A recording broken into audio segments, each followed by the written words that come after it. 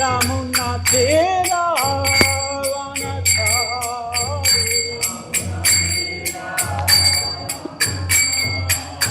Yamuna Tera Vanachari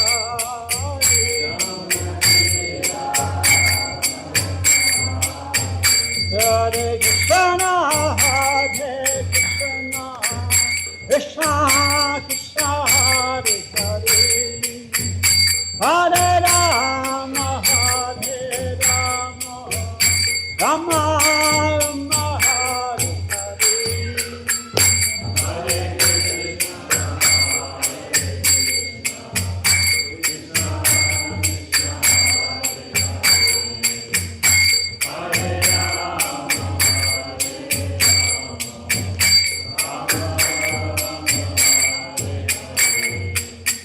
Hare Krishna Hare Krishna Krishna Krishna Hare Hare Hare Rama Hare Rama Rama Rama Hare Hare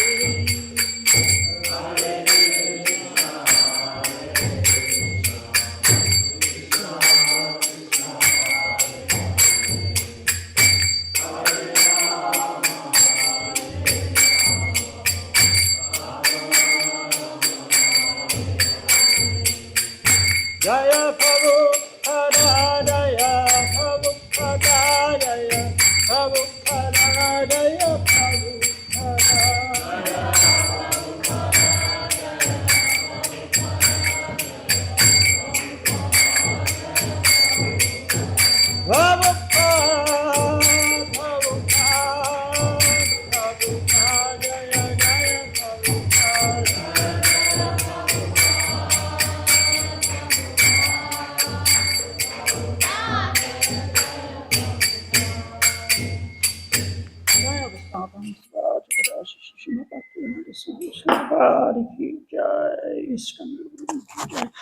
Grantaraj Srimad Bhagavatam ki jai, Gopamanandi.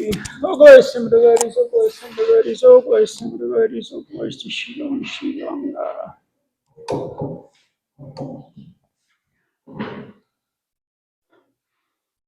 So that verse on the board is not today's verse.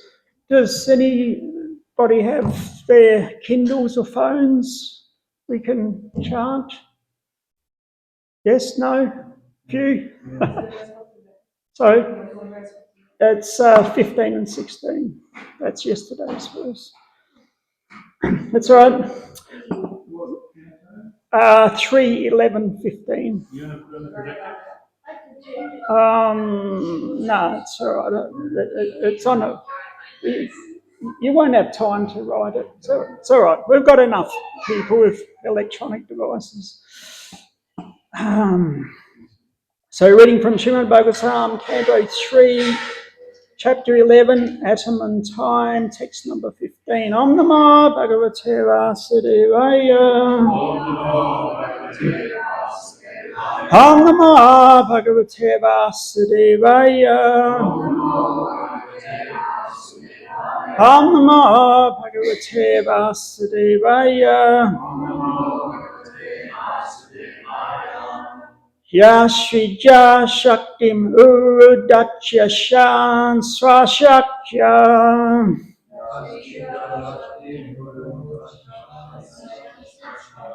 Pumso Brahmaya Divida Vitabhuta Veda.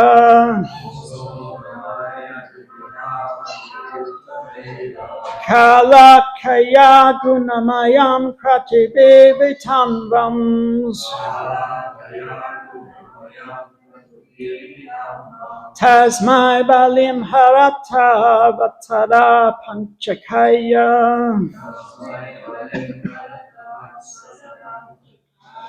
Yashrija Shakti Murudacha Shayam Swashakya.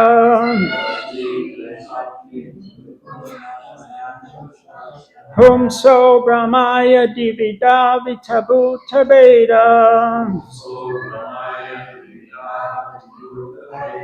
Kalaya Yagunamayam Kratibe Vitambams.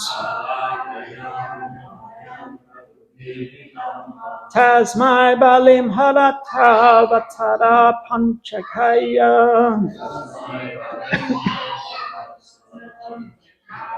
Yashi yashakti murudachya shasham swashakya.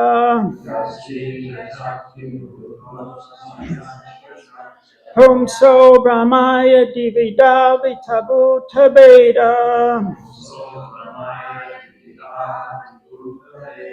Kala kaya gunamayam katebe vitambams. Tasmai balim harata vatara panchakaya.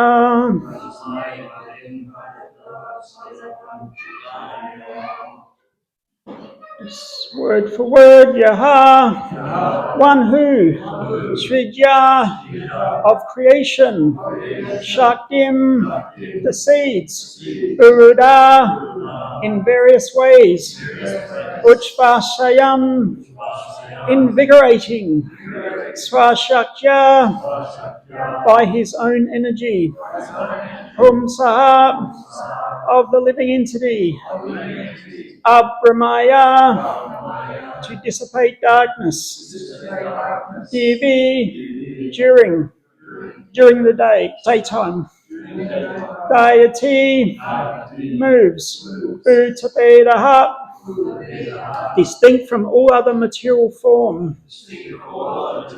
Kala Akyaya, by the name eternal time, Gunamayam, the material results, Kratubihi, by offerings, Vitanvam, enlarging, Tasmai, unto him, Balim, ingredients of offerings, Harata, one should offer, Vatsala Panchakaya, offerings every 5 years. Translation by His Own Grace A.C. Bhaktivedanta Swami Srila Prabhupada Ki Jai. There's no purport for this verse. Translation, O Vidura, the sun enlivens all living entities with his unlimited heat and light. He diminishes the duration of life of all living entities in order to release them from their illusion of material attachment, and he enlarges the path of elevation to the heavenly kingdom. He thus moves in the firmament with great velocity, and therefore everyone should offer him respects once every 5 years with ingredients of worship. Go on to the next verse, 3:11-16. Vidura is speaking. Vidura said, I now understand the life durations of the residents of the Pitta planets and heavenly planets, as well as that of the human beings. Now kindly inform me of the durations of life of those greatly learned living entities who are beyond the range of a kalpa. Put by Srila Prabhupada, the partial dissolution of the universe that takes place at the end of Brahma's day does not affect all the planetary systems. The planets of highly learned living entities like the sages Sanak and Brigu are not affected by the dissolutions of the millenniums. All the planets are of different types, and each is controlled by a different Kala Chakra, or schedule of eternal time. The time of the Earth planet is not applicable to other more elevated planets. Therefore, Vidura herein inquires about the duration of life on other planets.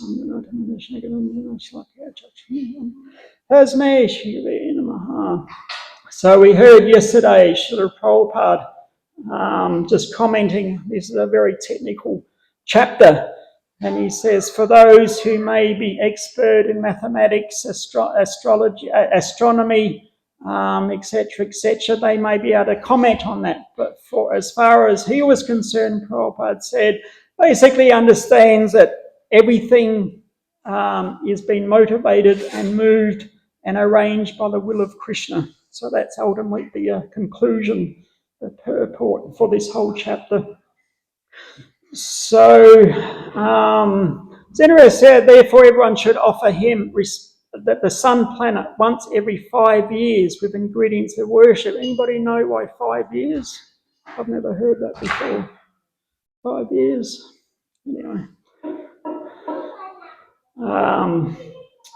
So Vidura is commenting that he's just heard that the life duration of the different, like, lower heavenly planets. Because we have, a lot of religious traditions, they're very eager to get to heaven. And if a Christian bails you up in the street and says, here's your ticket to heaven, but if you reply, why do I want to go to heaven? They're not sure how to answer that because they think that's the goal. And it's not a bad goal. I mean, you could do a lot worse.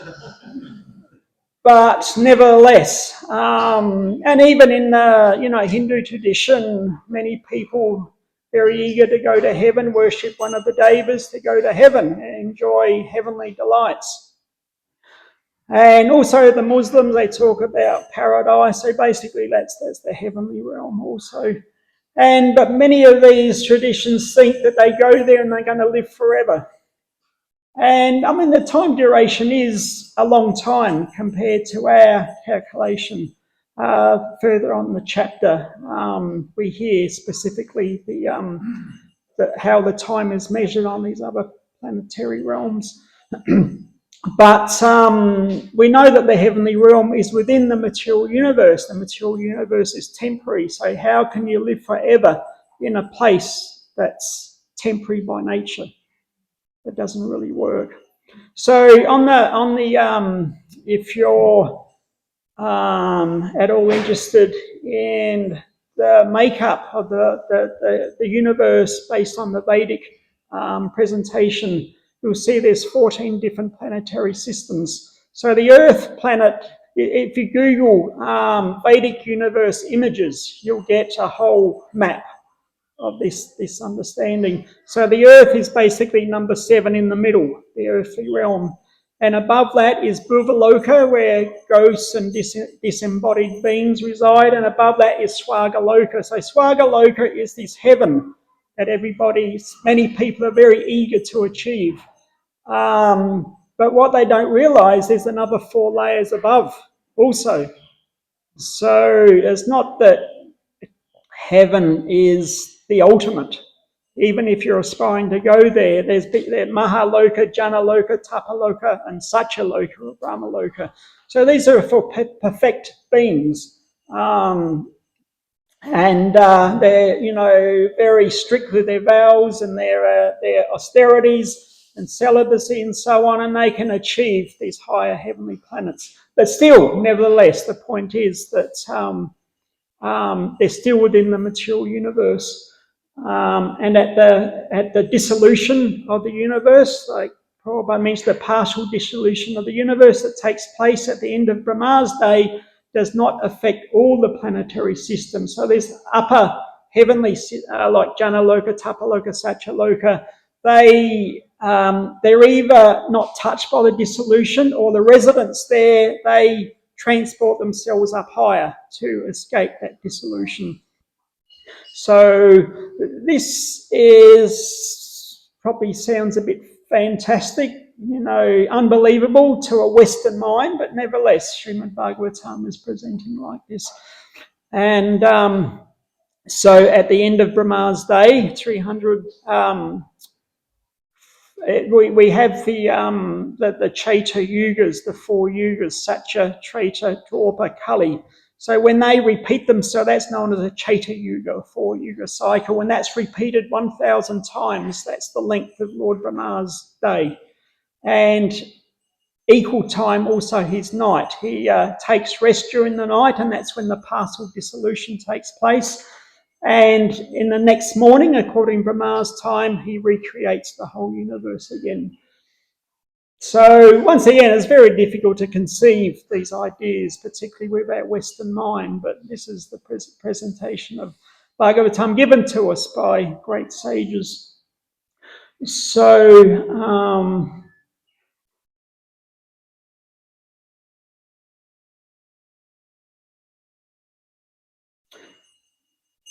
couple of personalities mentioned in this purple, Bhrigu Muni and the four Kumaras, so I thought I would just focus on them. They're very interesting personalities, and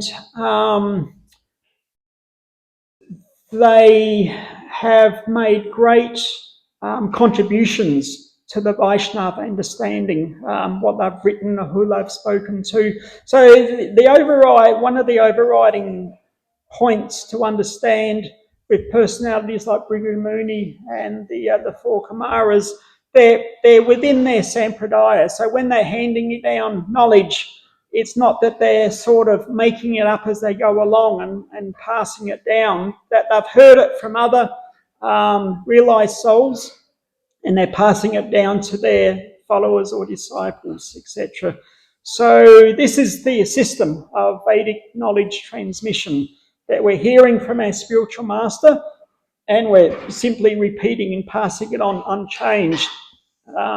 Sometimes people would glorify Srila Prabhupada that he's achieved so much, and Prabhupada very humbly said, my only achievement is that I've simply repeated what my spiritual master has said. So this is the Vedic system, that we don't make anything up, we simply repeat what's been spoken before. So Bhrigu Muni, Lord Brahma at the time of creation, he procreated some sons with the idea that they were going to procreate the universe, because in the new creation, it's uninhabited, so to speak, and so new creation has to take place. So Prajapatis, or universal creators or progenitors, these are personalities who are empowered to create vast amounts of progeny. So Bhrigu Muni was one of these, and so he's known as a Manasaputra. What does Manasaputra mean? Created by the mind. Created by the mind. Manas means mind and Putra means son. So interesting, Putra. We hear the word mantra. So man and tra. So man means mind and tra means to deliver. So Putra is a name, like in the Vedic tradition, everybody is very eager to get a son, because a son is able to deliver you, perform the last rites, the Shraddha ceremony, so that you achieve a pious destination at the end of this life. And so this is Putra, means a son who is able to deliver you at the end of this lifetime. So that's in that Vedic tradition. So Bhrigu Muni was one of the Shapta Rishis. When you look in the night sky, you see the Southern Cross. This is the constellation where the Shapta Rishis reside, the 7 different planets there. And so Bhrigu Muni is one of those. And amongst other things, he compiled the Bhrigu Samhita. So for those who are familiar with the topic of astrology, the Bhrigus are those you can go to, and they'll tell you your past life and your future life, like that. It is said that, I've heard it said that if you go and see a Bhrigu, they're so empowered with this understanding, sort of with the topic of astrology, they'll be waiting outside, waiting for you to come. They knew you were coming, so I don't know how that works, but I heard Indra Maharaj went to see a Bhrigu in I don't think it was Jaipur, but somewhere in that area, and he was standing out the front. He said, "Oh, Maharaj, I was expecting you to come." So they're very in tune with this whole topic. So Bhrigu Muni, he was the author of Bhrigu Samhita, and he also compiled different books on predictive astrology. And some people, they get very much into astrology. I mean, I've heard that the Prime Minister of India doesn't do anything until he has an astrologer to tell him it's a good thing or a bad thing, or on this particular day, yes, it's a good plan, but you do it on this day. And, you have the Vaishnav calendar, and there's all auspicious days, different things to do, different, and there's one app you can get on your phone that if you've got a particular event coming up, you can calculate on the app that what is the proper time and day to do it. You can count it down to the exact second, like that. So some people get right into it. It's interesting that there's one Mataji living in Mayapur. I think her name is Radha Madhava Dasi. And she comes in a long line of astrologers. So she wrote a book. I mean, she's been counselling different people, thousands of people, about their life and their marriage, just through astrological calculation. But she wrote a book called How to Wreck Your Life with Astrology. So the idea was that this marriage is not working out, Mataji. I want to get a new one. I found one, and you do a calculation if this one's good, because the one before wasn't good. That was the idea she was presenting. But she says basically, you have a particular karmic destiny for happiness. And it doesn't matter who you marry, how many partners you give up and, find a new one. Your level of happiness is basically going to be the same.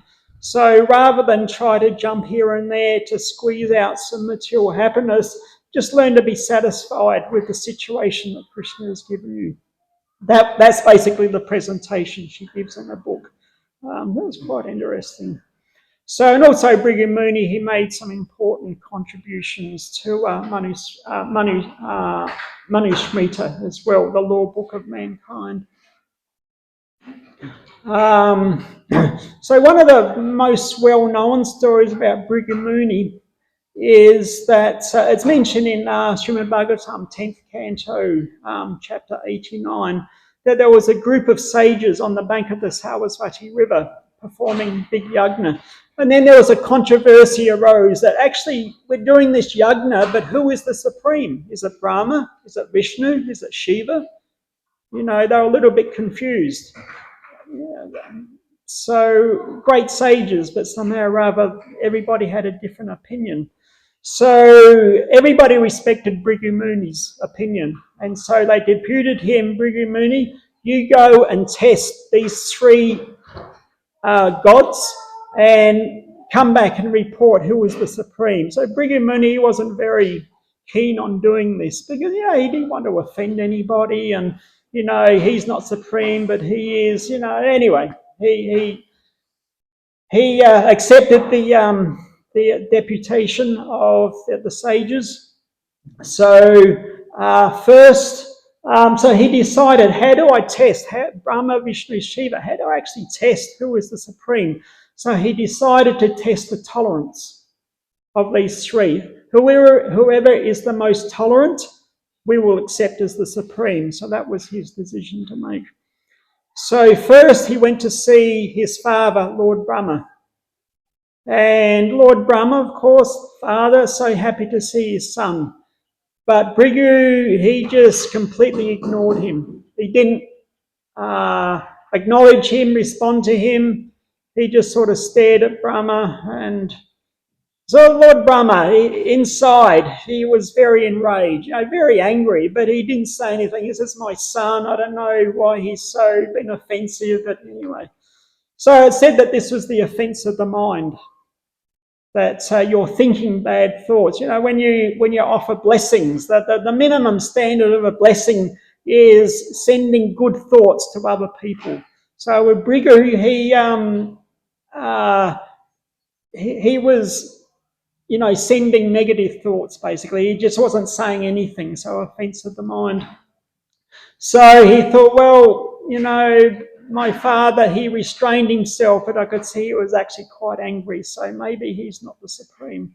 So then he went to Lord Shiva, his brother. Of course, we know that Lord Shiva was born out of the forehead of Lord Brahma when the four Kumaras refused to accept the order of their father Brahma to procreate within the universe, he became very angry, and out of that anger, Rudra or Shiva appeared. So in that way, Brigu and Shiva are brothers. So he went to see his brother, and his brother, Shiva, he welcomed him so happily. Oh, Brigu, my brother, welcome, welcome. But Brigu, he said, you're such a low-class person. You live in a crematorium. You're wearing skulls around your neck, you know. I mean, I don't even want to associate with people like you. And so Lord Shiva, again, he became very, very angry. But once again, this is my brother. I don't know what's going on. But so this was an offence of the speech, when it's not just thinking bad thoughts, you're actually saying bad thoughts. Of course, Brigu was doing it for a purpose, but nevertheless, it's something. If we're thinking bad, that's bad enough. But if we're saying bad things, that's even worse. So anyway, Brigu, he was thinking that, well, he's my brother, but I could see he got angry, so maybe he's not the supreme. So then he went to Vaikuntha and entered into Lord Vishnu's palace. And he saw Lord Vishnu lying on a couch, and his consort Lakshmi was massaging his feet. And so Brigu Muni very boldly went right up to Vishnu and kicked him in the chest. You imagine, this is God, and you're kicking him in the chest. But how did Vishnu react? He immediately got up and said, oh, my dear Brahmana, I hope my chest wasn't so hard it hurt your foot. So in this way, because he's completely self-composed and tolerant. Of course, Lakshmi wasn't so happy that how come this upstart Brahmana comes and kicks my lord in the chest. So she became angry, actually, and she cursed all Brahmanas that they would be living in poverty. So therefore, generally we see Brahmanas, they're living in very materially, limited circumstances generally. But of course, in one sense, it's a blessing as well that, in the Bible we hear that it is easier to put a camel through the eye of a needle than for a rich man to go back to the kingdom of God. So when you have great wealth and opulence, there's a tendency to become proud and arrogant and think, what is this God? I don't need him. I've got my money and my opulence. And so in a sense, it's a blessing also that for one who was Brahmanically inclined to live very simply is actually very good. So Brigu, his wife was Kyati, and who was one of the 9 daughters of Prajapati Kadama. And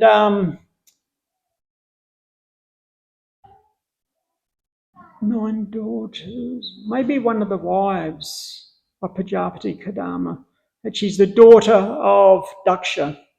Yeah. So these 9 daughters, they are the ones who are responsible for basically procreating the whole universe. So many different species somehow or other are empowered to procreate all the different species to populate the world.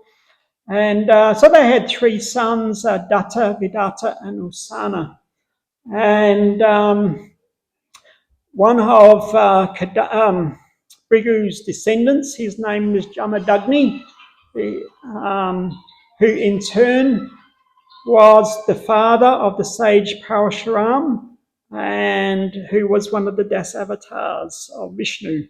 We know Parashuram, a very fierce-looking personality with a big axe, and he annihilated many generations of the Kshatriyas who become very proud of their position. So the descendants of Brigu Muni, quite illustrious and very well known within the Vedic tradition. And of course, in Bhagavad Gita, Krishna glorifies Brigu. 10:25, he says, of the great sages, I am Brigu. So in that sense, Brigu is the representative of the opulence of God. So he's immortalized by Krishna. So the 4 Kumaras, I'm sure most people are familiar with them. They're the 4 sages who roam around the universe. Sanak, Sanandan, Sanatan, and Sanat Kumara. And sometimes it said Sanat Kumara is like the leader, but generally they're very tight friendship with the four of them. So they're also mind-born sons of Brahma, Manasaputra. So the idea was that they were going to grow up and they would help Brahma populate the universe. But they were thinking that we just want to engage in devotional service and meditation and celibacy. We don't want to get caught up in all this, grihastha ashram, populating the universe. So by their mystic potency, they just remained as young boys. Because young boys, they're not really interested in these worldly things, So that was like protecting themselves in a sense. And as I said earlier, because they disobeyed Lord Brahma's instructions, he'd become very angry. And from that anger, Rudra or Shiva manifested. So they've just taken upon themselves to wander through the material and spiritual realm with the purpose of teaching devotional service.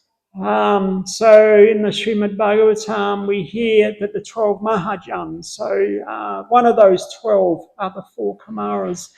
So when they were born, they're actually considered Brahmanandis, in that they're just considering everything is one. So like an impersonal aspect, that they're just meditating on the Brahman.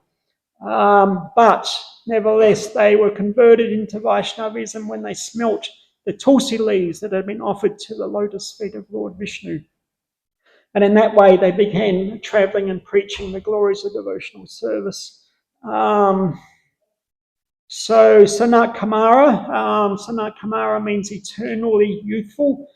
He's the author of the Sanat Kumara Samhita, which is also considered part of the Shiva Purana, and 59 chapters altogether. It's also considered the Sanat Kumara Samhita is included within the Pancharacha, which is one of the devotional texts that we have in our Vedic collection.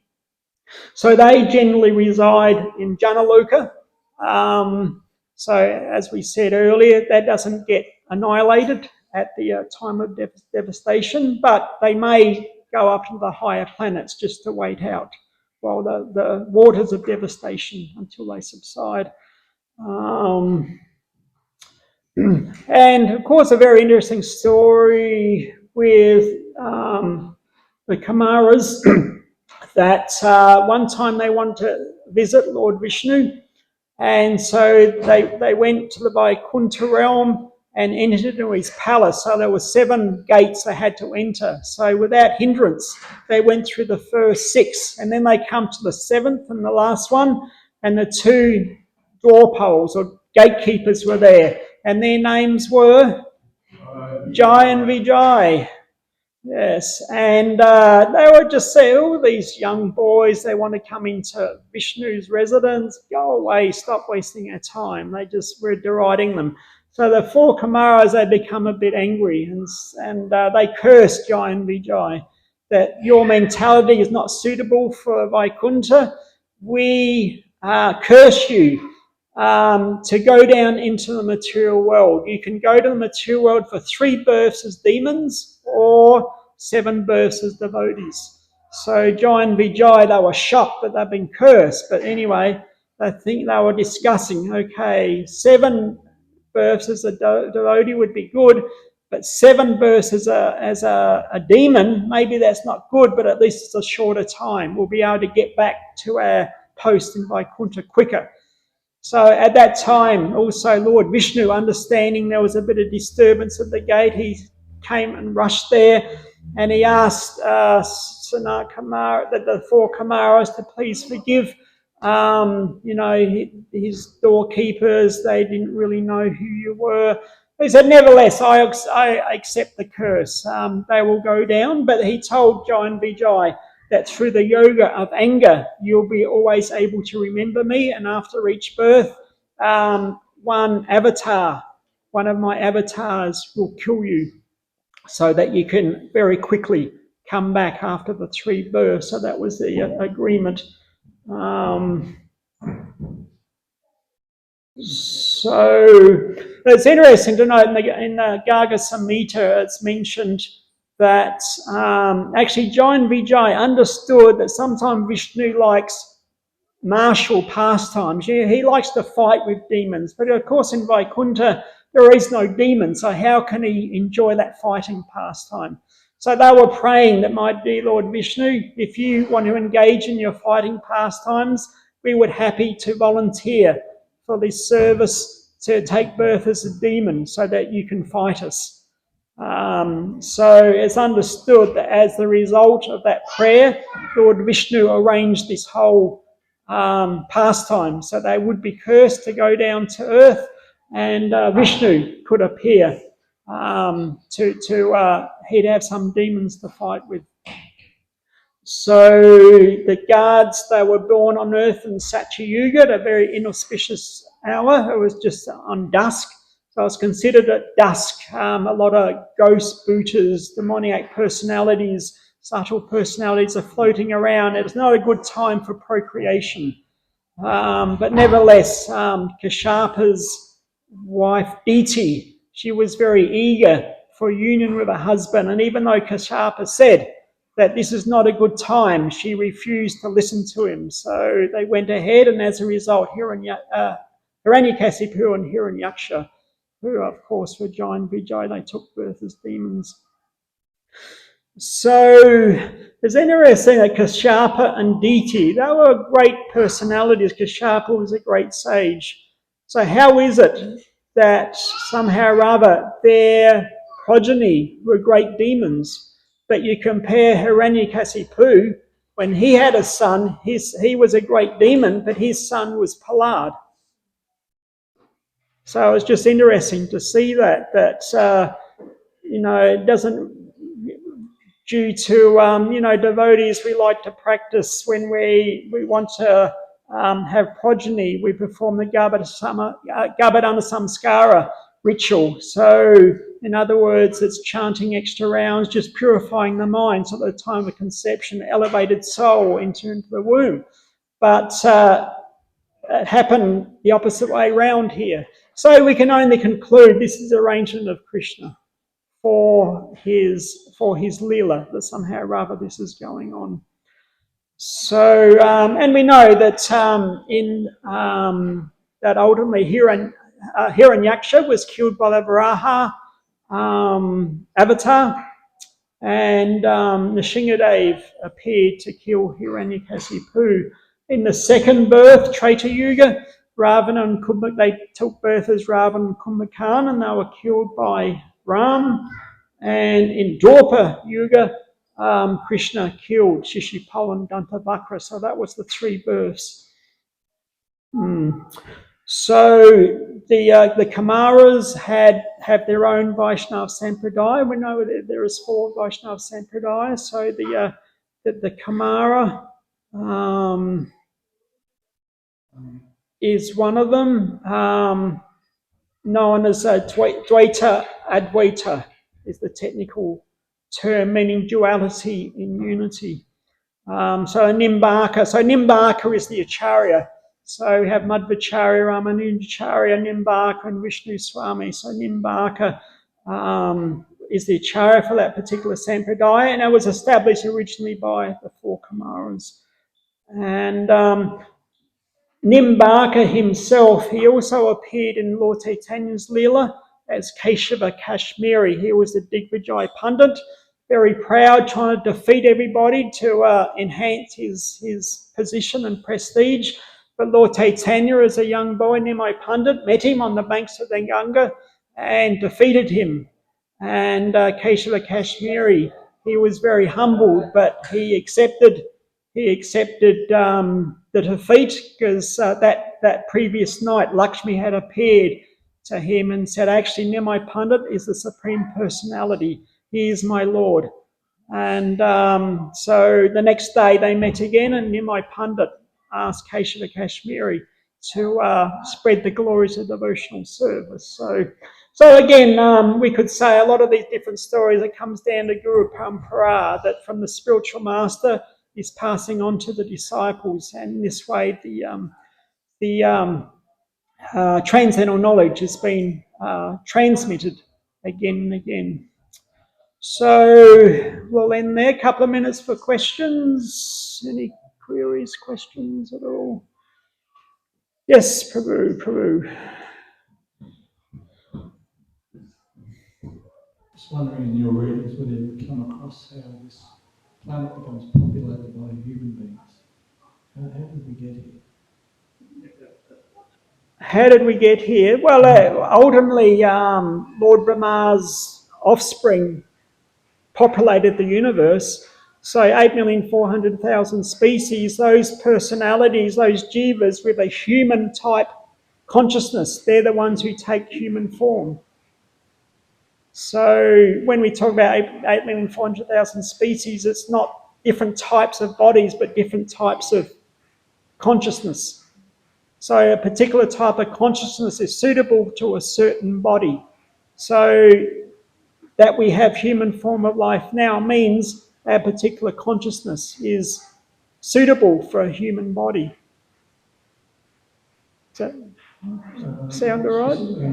It's a subject of a lot of speculation, how life evolved. I was just listening to Prabhu a few days ago, and he was talking about originally this planet was completely covered with water, and there were only aquatics. So how did we get here? Well, the water dissipated, and then land appeared, and then we took birth. I mean, I don't know, what else can I say? Did the demigods come here in their airplanes and populate the world? Well, basically, I mean, you know, Daksha's daughters and the different progenitors, they produced all forms. This is the Vedic conception. It's not Darwin's theory that we come out of the water and changed our form and slowly evolved. That's not our presentation at all. So, I mean, it's not, if Prabhupada said that, it's not something that he's repeatedly saying and focusing on. You know, you have to be careful you don't take something out of context that this changes everything. You know, it was just one comment, I guess. And you'd have to see it in the proper context, how he's presenting it also. Yes. We have this body because we have a particular human consciousness. But it seems within humans, there's like a vast array of almost exact opposite types of consciousness. Yeah, so 400,000 different human species. Yeah, so, and most of them are considered uncivilized. So, you know, and we do have free will. We may be born in good position, you know, environmentally, our parents, you know, wealth, etc., but due to bad association, we can degrade ourselves also. So, yes. I think it's fair to say that the details aren't given as to how humans exist exactly on this planet. The finer details, we just give a broad brushstroke view of here's how it happens. The finer details are not exactly outlined. And, you know, you're right, some of the human species that we have are like animals. So, very fortunate to have the human form of life, more fortunate to get the association with devotees, and more fortunate is to actually understand the instructions and actually take advantage of that association. Otherwise, most of the humans on the planet are not actually humans at all. Yes, Bhakti. Thanks for the class, it was very informative. You started off by saying if you're approached in the street by a Christian or somebody and are you going to go to heaven? Actually, the counter argument is, are you sinless? And that is the only qualification for going to heaven. So they're in illusion, thinking that at the end of this life, with the nonsense that I perform, I'm going to go to heaven. You have to take it to task. Sure. Because they're not living a life that's sinless. Yeah. And so they're in illusion. Yeah, well, it's a good point, but their response will be, I've been born again, it doesn't matter what I do. Yeah. All right, we'll end there. Thank you very much. Prabhupada, ki jai.